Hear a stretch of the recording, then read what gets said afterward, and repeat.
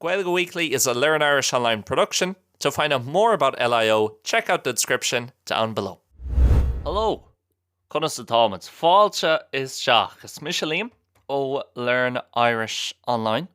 Tábhachtach ag éascacht le hagrán céad sa fiosrúcháin. Rinne mé check, mar ní raibh mé róchéinse. I checked because I wasn't too sure nor a hafid mé an Gnáthleagan sin fud craile mods when I recorded the first version or the original version of the podcast this morning. Agus is féidir leat éisteach leis an leagan sin tar éis an leagan seo má tá tú ag éirí agus má tá tú ag éirí dúchláin beag ó thuirt if you want to challenge yourself a bit. But I'm sure now, tá mé cinnte inis, this is agrán céad is a fiosrúcháin an leagan níos simplí. Constatáid tá súil agam gohfuil gacrad go maith libhse tá súil agam gohfuil sibh go maith agus ag buint taitneamh as an tseachtain agus as an deir seachtainna nach bhfuil sé do chreide. Isn't it unbelievable? Gohfuil an chéad bhí den bhliain críochnithe nó beagnach críochnithe hana féin. In áire tá agam gur rud fíor tradiisiúnta b'éidir in éireann agus rud a dearann a lán seandaoine in éireann arís.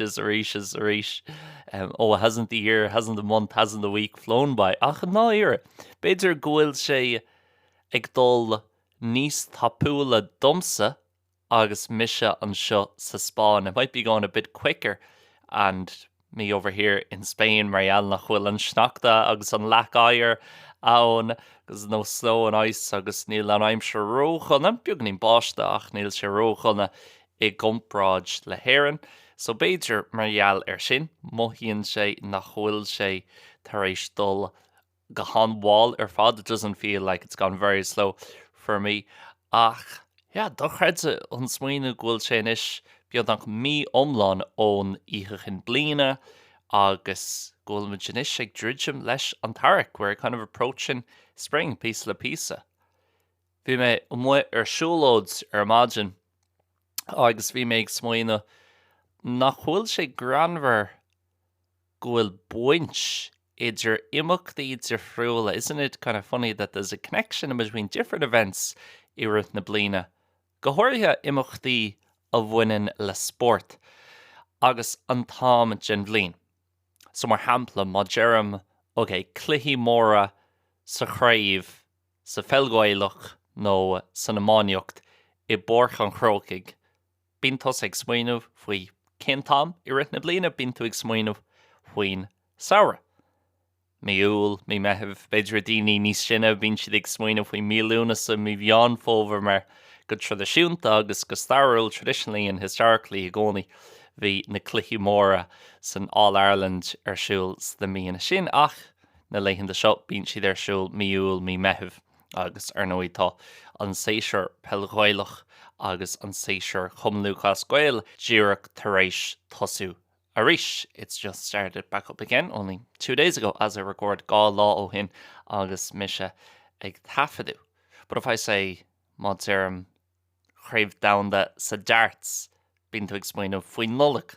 Má dearm níl is agam the Masters sa golf, bíonn tú ag smaoinemh faoi gan tá an na gíre imithe tá na leitheanta níos fuide mí aibreán atá ann tá an aimseir gaiirí beaganí níos teo níl sneachta nó lechair nó aonrad mar sin. So tá sé simúil gohfuil muid na nasc a dhéanamh le himachtaí difriúil le beidir le haid a lán daoine imachtaí sport atá, beidir le daoine eile bíonn siad ag smaoinemh faoin Eurofish, the Eurovision agus tús an tairí beidir go mbíonn siad ag smaoinemh faoi Nidlán, the Rosa Tralee agus Gera an tairí, the Rosa Tralee in the end of the summer. But how we link that to different times of the year agus a gcónaí bíonn mis ag smaoinemh faoi the Six Nations bhfuil chun tosú an deir seachtainna seo agus tús an srá náisiúnta sa chumlúchas Gaeil, the start of the National League in the GA as well.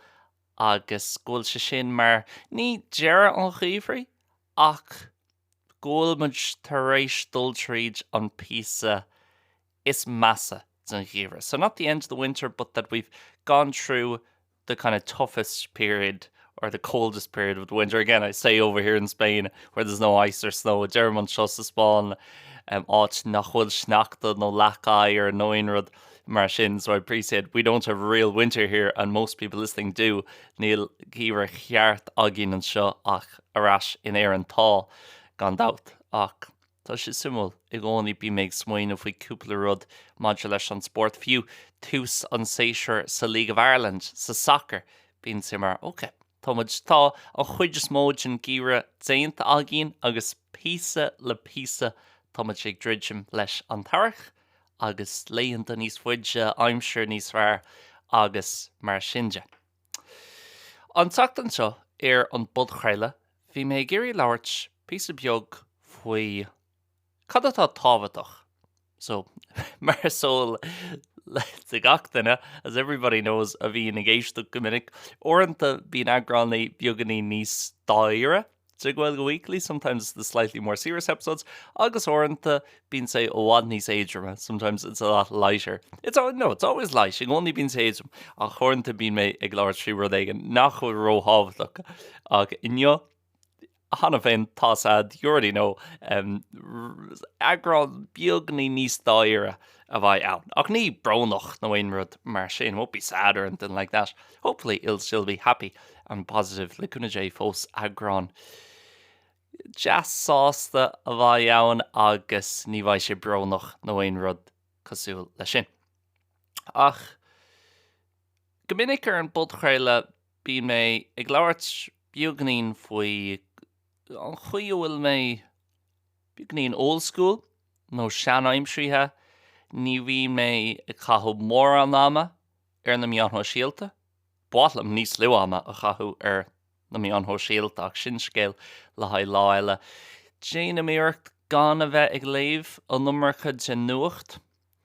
Má tá ag léamh ní hadníonn sé lom a bheith ag léamh ar Kindle, le gcónaí bín mé ag léamh peann agus pápar, má tá ag scríomh peann agus pápar, déanam iirecht gan é sin a dhéanamh ar an laptop, and try to have a good bit of time without any screens or internet throughout the day. Déanam iirecht cuid wat an lá a chathú gan scálaní agus gan an idirlín. Now it is tougher than I think people think that she needs to jack an lá mar cheapan daoine, and maybe I have that as my identity agus bín mé grá, ní bhíon mé cathú mór an ama ar na rudí sin ach go minic ag deireadh an lé má éacham siar ar an lá. If I look back at the day at the end of the day and I think, okay, how much time did I spend on the phone, on the internet, on social media, whatever, I might realise beidir go dtabhartha mé faoi deara. Oh, I actually was most of the day either listening to some music or reading this thing online or talking to this person on the phone.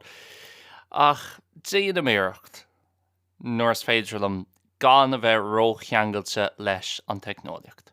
Mar ní fear rud éon technoliacht agus ní é sin an fear hail. You know, if you're watching something on YouTube or on Instagram, or if you're even on a web chat to someone, let's say a Zoom call or whatever, it's not real life. Ní an fear hail town. Real life is something in person, physical. It's, you know, if you're writing something in Google Docs, you're not writing, you're typing. But to close scríb, níl to scríb. So I try and do stuff as analog, I guess, as I can, within reason. Like fós bí mé úsáid ChatGPT an tá mar fad in my phost. Bí mé úsáid intleacht théarga. I use AI all the time for different stuff in my job and outside of my job. And I have an Instagram account, personal and work, and I open it too much on my phone. Bí mé goscailt an app sin an numarcha ar my phone. Ach déana mbearcht, you know, in the ruddy sin a cheakint nor is féidir liom. Try to avoid those things when I can. I guess there's a few reasons for that. Is tócha goil cúpla fála sin. I think nostalgia is very dangerous in society. Ceapan goil nostalgia an don séireach sa sucky in a bhfuilmuid. I think a huge amount of the problems we have at the moment in the world come from nostalgia. Along in the fibina atá gíonn sa daoine tágann siad ó nostalgia agus rinne mé episode omláin ar nostalgia. Ceapam háart ar bliain ó hin, níl mé céad fan géad cín seach má haontar arás seans má go mbeidh tú in an teacht ar sin. Agus bhí mé labhairt beagnaíonn faoi na pros and cons, na buntáistí agus na míbhuntáistí a bhaineann le a bheith nostalgic agus a bheith ag smaoinú faoi rudaí a tharla roimhe sin agus conas a bhí an saoil 5 bliana déag ó shin, 20 bliana ó shin, 30 bliana ó shin mar sinne, and so on. Ach, rud amháin ar hatanlumm faoi 20 bliana ó shin, 30 bliana ó shin. Now, just so you guys have an idea, I'm 25 years old, tá me sé 5 bliana is 20 díos rugadh sa bhliain 2001. Is millennium baby me mar a déarfa. Something that I don't spend much time thinking about, but is kind of crazy. Tá sin so chracailte, 1 in 1,000 chance being born in one of the millennium years. Ach, sin lá. No scéal le haid lá eile. So bar dúirt mé ní maithlam nostalgia ach nar bhín mé ag fécinn siar rudaí ó 30, 40, 50 bliana ó shin, fiú ó 20 bliana ó shin, agus bín mé cuimhnú ar mise ag fása níos. Tá an rudaí a haithníonn lum, tá an rudaí nach daithníonn chomh ach ceann sin rudaí a haithníonn go mórlam ná a bheith déanú níos mó rudaí i mód anlag. I gúsáid cash, in áit chóirt agus sin rud a dhéanamh bíonn na gach lá ní bhíon mé I gúsáid mo chóirta go minic ar churbe. I rarely use my card except to take out cash, and then I'll use that for the month. Bíonn mé gúsáid I sin don bhí. And I've no interest in buying an e-paper. Is cum alum faoi e-paper le cheannach. Beidir go dagan sé sin as an massa agam ar conas a bhí an saoil ó thaobh analog versus digital 20 bliana ó shin agus beidir go gheapam go bhfuil an nummarcha dar saoilere os chóir an scála na leitheanta seo. Maybe that's too much of our lives is kind of in front of the screen nowadays. This new thing with Ryanair, for example, and run new with a Ryanair, and you have to have your boarding pass on your phone. You can't just print it out.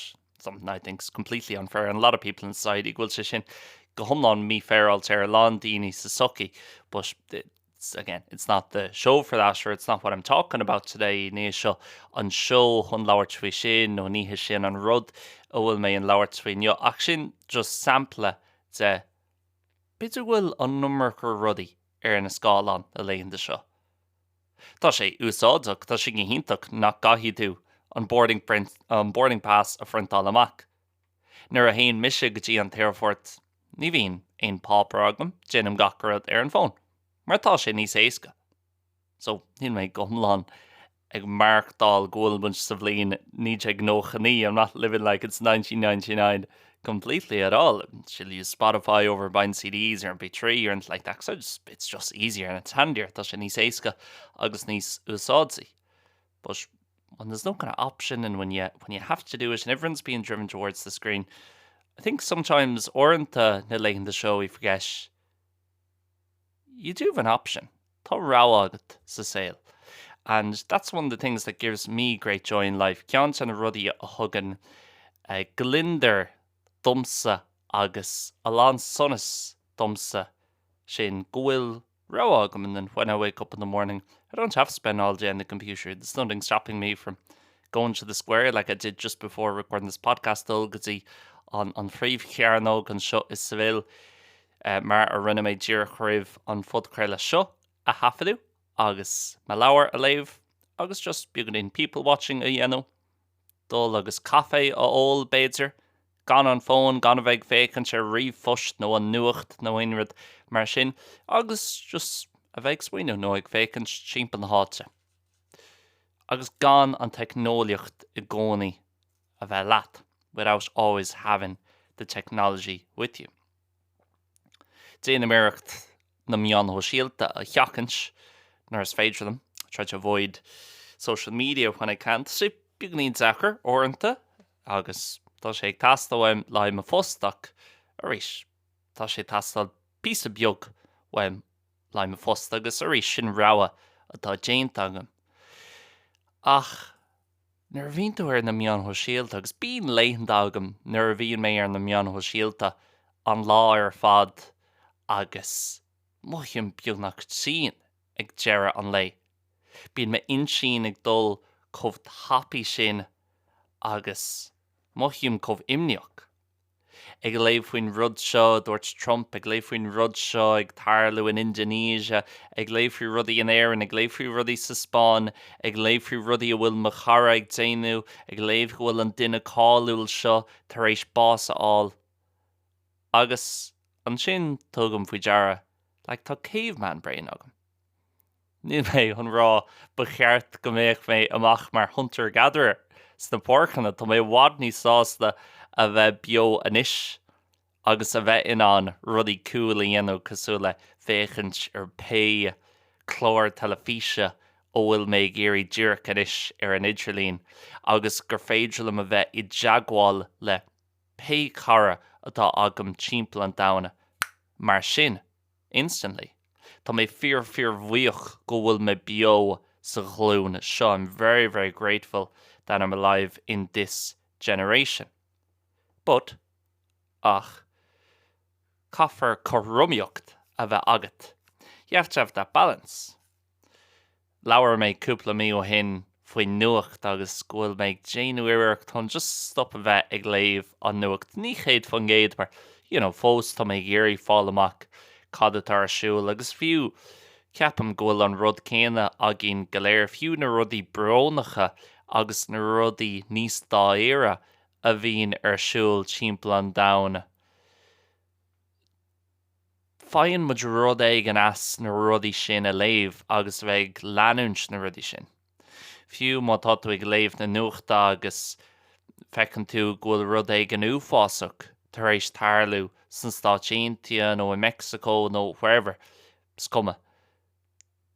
Cé go brónach agus atá sé fós tá tú ag géirí leanúint rá ag léamh agus níl mé ag géirí rá go bhfuil muid hatna bheas. I don't want to say we enjoy it, but there is something that interests us at least. Tá rud éigean a bhíon ag chur gléach ar gcuid sima sa rud sin. And I find the days when I barely touch the phone, na líontí nach mín méid fécans ar an phone, beag nach ar churbe. The days where I don't really spend much time on social media and get dragged into reading this comment and this bot and this person talking about this and this negativity, mar tá lán dúilteachas an sin ar na mian ho síl. Tá rudí iontacha an sin freisin. I'd like to think a lot of people listening to this podcast but watlam ceapú lán daoine ag éisteach leis an bod chraile seo seans gur tháinig sibh airne ar leanúint mar gheall ar na mian ho síalta. One of the big reasons, probably the biggest reason why being able to grow leanúint to a big thing mar rud mór agus carú le a lán daoine timpeall an dhaoine ná mar gheall ar na mian ho síalta. It's because of social media. So I'm not saying it's a negative thing, ní mé gra go rud dúilteach é. I think most things ceapam an chuid is mó sa rudaí sa Seol. Cosúla nostalgia mar hampla. Ní rud dearfach é, ní rud dúilteach é. It's just rud é. It's just a thing. Agus is féidir leat é úsáids, nó is féidir leis an rud é chéin a bheith mar rud dearfach nó rud dúilteach. Bhí mé fécans, ironically, cérónach ar Instagram an lá hana, agus tá an lad seo tá sé ghíntaach is sasannach é agus bíonn siad déanú aglaibh le daoine ar na sráidsanna an sin. He does be doing interviews with people on the streets over there not people on the streets, not homeless people, just people walking the streets. Beidir ó am go ham le daoine gan zíds on fresh and maybe some people homeless as well sometimes. Ach, bíonn siad stop with daoine agus ag cur cúpla ceist ar bar hampla advice to your younger self agus rudí mar sin. Agus tá really simil. Bhí sé ag labhairt le fear bhí beidir ina seascaidí nó chuigeadí an lá hana the other day, speaking to someone in his 50s or 60s, actually éireannach a bhí ann, a bhí ina chónaí asásanna. Agus dúirt sé an rud is tábhachtí sa Seol nó an chorla, the advice a chorthach sé that he would give do chuana eile. Bheidh sé have some perspective on life. Bhí sé sin ag obair mar chuchtdóir ar feadh na blianta asásanna beidir gohfuil sé fós ag obair mar chuchtdóir níl sagam. He was working as a doctor for years. Agus dúirt sé an rud is deacra faoi sin ach chomhpháirtíocht sin an rud is fearr faoi ná bhí déile le bás go minic deal with death often. God, this podcast is really it's really uplifting today, isn't it? This will be the lowest it gets. Bhí déile le bás go minic agus rá leis an gláán a bronnarm ach ní raimid san an do wach chuir de iní na chuineal bio agus nóí is rud fíor bhrónach é sin agus rud fíor Zachar chun déile leis ach an rud deas a tháinig amach as sin ná thug sé faoi deara sa Seol cad atá tábhachtach agus cad nachhfuil tábhachtach. So I realised in life then what was important, what wasn't. Agus tar éis sé sinna dhéanamh, bhí sé an Zachar chun dul bhaile agus bheith bortha faoi airgid, nó a bheith bortha faoi chada ceapan an duine seo fuaim, what this person thinks about me, nó chada ceapan an duine seo faoi rud éigean a dúirt mé ar na mion ho síalta, nó cad atá Trump ag rá hall san Stát Aontaithe, nó an duine seo sa chearmán, nó an duine seo i Korea, Hui in North Korea or whatever. Mar thugta faoi dear, well, is cuma faoi na rudí sin. Níos cuma, tá na rudí sin tábhachtach, ach iad a héal hain tá perspective agat tar éis rud éigean mar sin a dhéanamh. Agus ceapan móranta tá sé an Zachar nar bhíon mud sa cathú ar dumsa arís, ní chun rá muid, I'm not going to say us, ach mé hain, tá sé deachar dumsa an perspective sin a chuineáil má tá mé i gcónaí ar an phone, i gcónaí ar AI, i gcónaí ar an idirlín, ar an scáilán, mar ní é sin an fear down agus arís bíon daon sin ag dul chomhtapaí sin. Your mind has begun that fast. Níl an seans agat just é a thógáil go bug agus é a thógáil go máil. Take it soft and slow and kind of have a coffee on your doorstep or on your balcony or whatever your living situation might be, even just in your sitting room, and pay living situation at agat fiú i humor see. Agus just tusa agus an coffee. Gan an phone, gan an telefís, gan ceol, gan pudchréile, just ag síon sin, ag smaoinú, ag féach an simple on somer, looking around the room and realise I'm here. It's the 26th January 2026 on Seol. Is fiche mianar gábhils fiche. I'm 25 years old. I'm recording a podcast. I'm a cook blin is fiche. To make tafid pudchréile, and just kind of really like check in and be like, okay, this is what I'm doing. This is where I am. Cinse go muinn sé sin le mindfulness nó tá lán focail ar níl sagam, níl mór simagam sna rudí sin. I probably am interested in those things, but I don't know exactly what the words are for them and those techniques or whatever. And I'm not talking about anything too kind of spiritual or deep here. Just I gan fiche blin no truck a blin in 20 years time or 30 years time an mai to ag féchan siar ag rá cin fá around me ag cathú an méid sin ama ar an phone, cin fá around me ag cathú an méid sin ama ar na mion ho síalta. An mai to ag rá, I'd love to go back and just like enjoy that day with that person and just be with them and thinking about them rather than be distracted by all these different things. Agus ceapan go bhfuil rud ag an simúil ag tarlú le mo glún hain. I think something interesting is happening in my own generation. Níl sagam an bhfuil sé seo feici ag daoine eile. Ach ceapan me lán daoine in a fihidí inis, a lot of people in their 20s kind of pushing back against this. Not pushing back, but just are kind of like, I'm not going to have my whole life on my phone. You know, tá mé chun rud ag an a léamh bhuaithlim leabhar léamh. Má tá mé chun níl sagam. Má tá mé chun pizzerí a thógáil. Ceanú mé beidir ceann le film nó instant ceann agus, you know, beganín alíní nó agus a bheith actually explain of, okay, seo an picture ó bhfuil mé géirí. Again, nothing against the digital version of all these things. Ní sé mar aon rud i gcuine an stíl nó leagan digitach de na rudí seo. But I think more young people are saying, I'll go buy the paper or I'll go listen to the radio or whatever. Níl sagam as cén áit a hagan é sin. I guess I could speak for myself, it's raged and large as my hain, that I just find it too much, all the technology. You know, if someone, I'm thinking of buying a radio at the moment, that might swing up for your radio a cheannach for láthair. I probably have someone say to me, you know, you could just get it on your phone.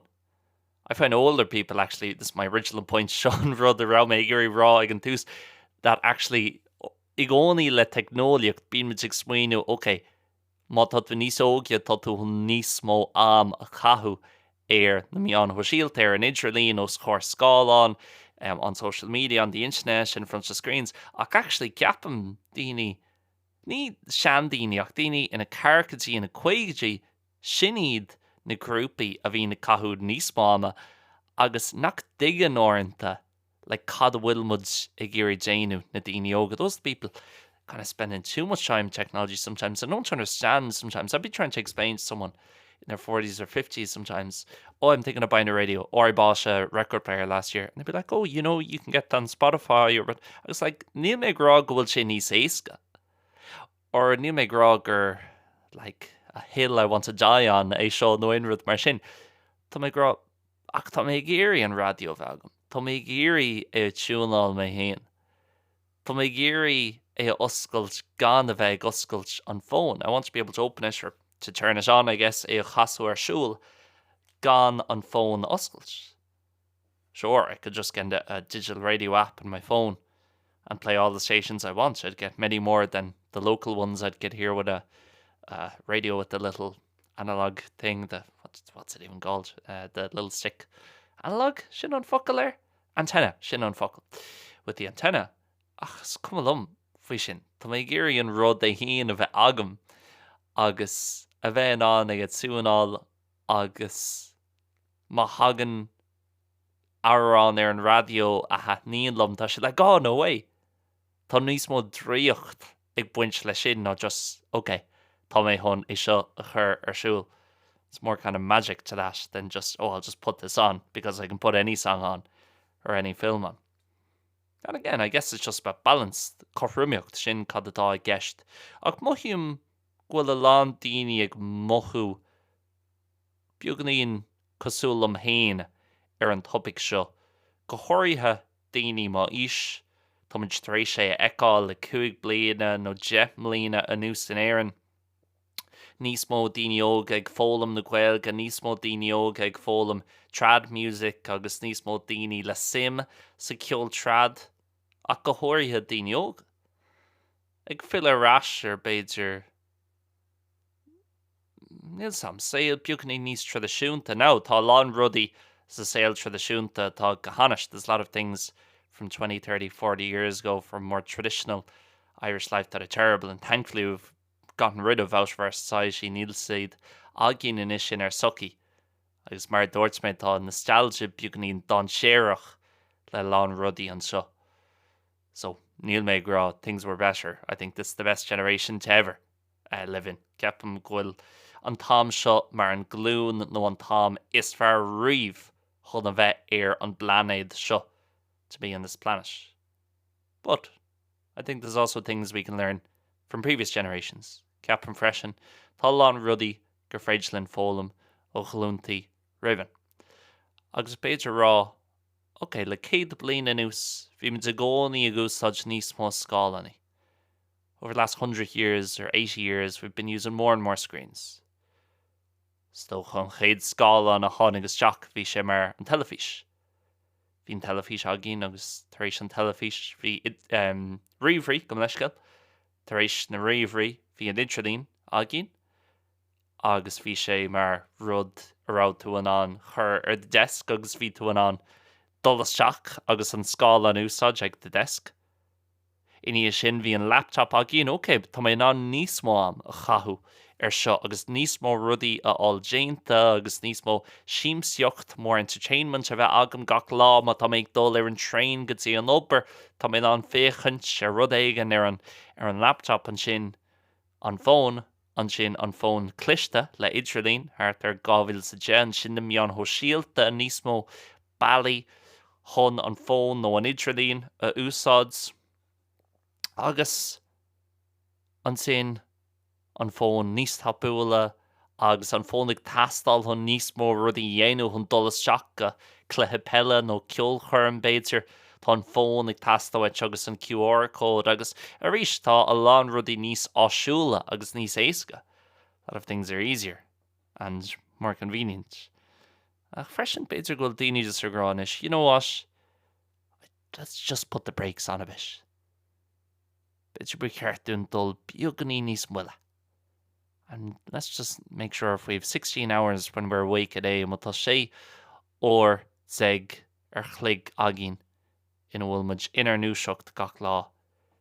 Let's make sure we still have a bit of time to be heading outside, going for a walk, sit down with my coffee, see sheets, le my coffee, doing a bit of people watching. So, sinne, le hain sagt an seo. Míle buchas as bheith géisteacht, slán agus beannacht.